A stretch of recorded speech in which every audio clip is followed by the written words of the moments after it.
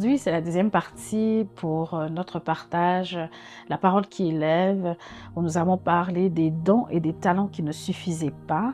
Et nous avions parlé de notre identité qui est la première chose fondamentale à mettre en place parce que le don est exercé par la nouvelle identité qui est en nous, qui est la vie de Christ. Donc, que ce soit le talent, que ce soit en entreprise ou dans tout ce que vous faites, eh bien, le talent et le don est exercé par la grâce qui est disponible en vous maintenant. Le Seigneur Jésus, la Bible dit que ce n'est plus nous qui vivons, mais c'est Christ qui vit en nous. Et aujourd'hui, cette deuxième partie qui est très importante, que tu ne dois pas dissocier de la première, qui est l'identité, c'est le caractère. Je parlais du caractère parce que ça fait toute la différence avec l'onction, avec la grâce.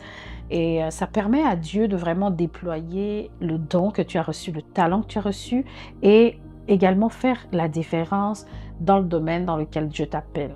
Pour bien illustrer ça, je vais prendre l'histoire de deux personnalités de la Bible que tu connais peut-être. Je vais parler du roi Saül et du roi David, deux personnes qui ont reçu l'onction de Dieu pour régner sur le peuple de Dieu, mais qui ont carrément deux histoires différentes, pas parce que l'un est parfait que l'autre, mais le caractère. David va recevoir un héritage éternel, le Christ qui va venir par sa lignée. Et Saül, carrément, son histoire est restée dans le passé. Oui, il a fait un parcours, mais ça n'a pas été plus loin que ça. Et comment est-ce que cela s'est produit? Rappelle-toi, la Bible nous dit d'avoir les sentiments qui sont en Jésus-Christ. Et pour que Dieu puisse opérer et libérer l'onction et toute la grâce à travers toi, il a besoin absolument de ton caractère. Parce que le caractère devient ta personnalité à toi, qui ne s'associe pas comme il faut avec la nouvelle identité.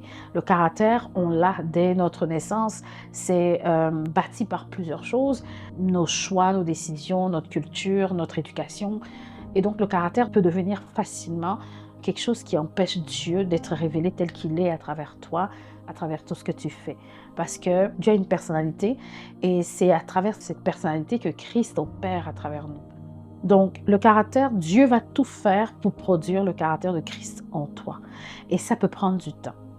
Plus tu sais et que tu te disposes au Seigneur à le faire rapidement, mieux c'est. Comment David a reçu cette éducation de la part de Dieu à travers plusieurs choses que Saül n'a pas eues. Saül, du jour au lendemain, est devenu roi d'Israël. Il est venu tel qu'il est, son caractère, son identité. Et donc, le caractère devient l'amplificateur de l'onction et du don qu'il a, la grâce qu'il a reçue de régner sur le peuple d'Israël. Et on va voir comment son caractère a été un problème entre lui et Dieu, a été vraiment difficile pour Dieu de dealer avec son caractère. Il ne voulait pas se soumettre, il était plus penché vers ce que les autres pensaient, ce que son peuple attendait, plutôt que d'obéir à Dieu. Je veux que tu saches aussi que à travers le service, il va bâtir le caractère, à travers des épreuves, à travers des moments parfois difficiles de rejet, que Dieu va travailler ce caractère aussi en toi. David était vraiment un jeune, écoute, son père l'a laissé au milieu des bêtes sauvages. Il était comme rejeté, il n'avait pas sa mère, il était vraiment un enfant laissé à lui-même, mais qui a trouvé son refuge et toute son attention sur Dieu. Si Dieu ne trouve pas l'occasion d'attirer ton attention et tout ton être et tout ce que tu es sur lui, il va le provoquer.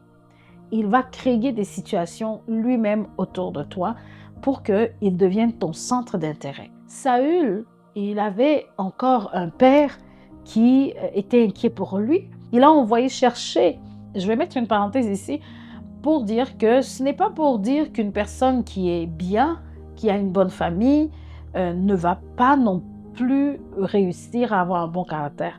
Si tu as des parents qui t'enseignent les voies de Dieu, si tu as des parents qui te montrent, qui t'éduquent, tu vas l'avoir. Que tu vives dans l'opulence, tu vas avoir ce caractère qui plaît également à Dieu. Donc, ce caractère-là, c'est la deuxième chose que tu dois combiner avec ton identité, parce que ton identité ne peut pas aller avec un autre caractère qui n'est pas identique au caractère de Christ. Prends le temps avec Dieu. Il va arriver un moment où il sait que maintenant, il peut tout faire à travers toi, il peut tout demander, tu vas lui donner. S'il te dit aujourd'hui, vends tout ce que je t'ai donné, donne-le aux pauvres, il n'y aura pas de réticence, tu vas lui faire confiance qu'il va le reproduire encore et encore, tu vas lui donner tout ça. Dieu a passé ce processus de caractère avec tout le peuple d'Israël dans le désert. Donc, à partir d'aujourd'hui, tu sais qu'en tant qu'enfant de Dieu, ton don, tu l'exerces en étant Christ qui vit en toi, en étant Christ, en étant cette personne qui est morte en Christ et ressuscitée, vivant en Christ et laissant la vie de Christ exercer le don, mais aussi en te laissant façonner, développant l'attitude, le caractère, le comportement de Christ. Et ça, l'Esprit le produit en toi à travers la parole de Dieu, à travers chaque étape de ta vie, à travers même les choses simples de la vie. Dieu va bâtir le Christ en toi. Il va tout donner pour bâtir ce Christ en toi. Rappelle-toi, et c'est ça qui fait toute la différence. C'est ça qui va faire que ton don, où que tu te trouves, quoi que tu fasses, va produire des résultats, va laisser un héritage, va laisser un impact. Tu vas servir les gens fidèlement et tu vas faire confiance à Dieu dans tout ce que tu fais et Dieu sera glorifié pleinement. Que Dieu te bénisse et à la prochaine dans une autre vidéo de La Parole qui lève.